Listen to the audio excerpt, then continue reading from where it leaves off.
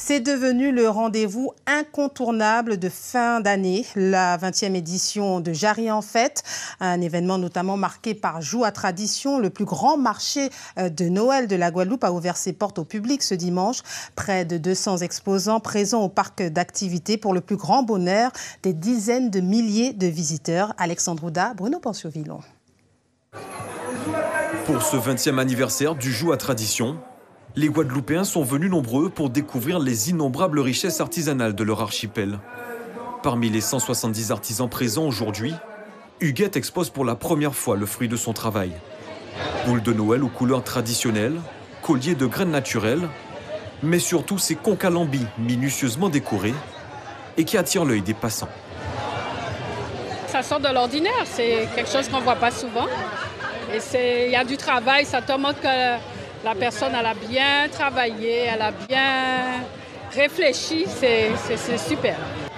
Et pour Huguette, ce premier Joua Tradition semble déjà être une réussite. Beaucoup de personnes qui sont attirées par les coquillages, bien évidemment. J'ai aussi des clients pour les graines, mais plus par les coquillages qui sont personnalisés parce que c'est quand même quelque chose de tout nouveau ici en Guadeloupe.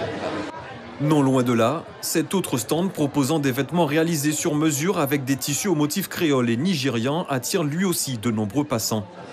Pour Marie-Christine, qui participe depuis 15 années à ce Joua Tradition, c'est l'événement qu'il ne fallait pas rater. C'est une grande vitrine pour nous. Donc là, on côtoie beaucoup de monde, on voit beaucoup de monde et surtout, je dirais, le retour, il est évident au magasin après. Et pendant que les milliers de visiteurs déambulent dans les allées du village, la chaleur de plus en plus intense les pousse à chercher de quoi se rafraîchir, comme Christelle et ses deux fils qui ont décidé de se laisser tenter par ces frozen locaux.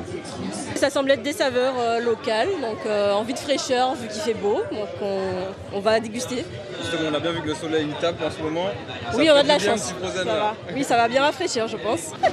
Pour eux, ce sera 3 glaces mangue passion, réalisées avec des fruits locaux et sans sucre ajouté, qui semblent avoir immédiatement conquis ces petits clients.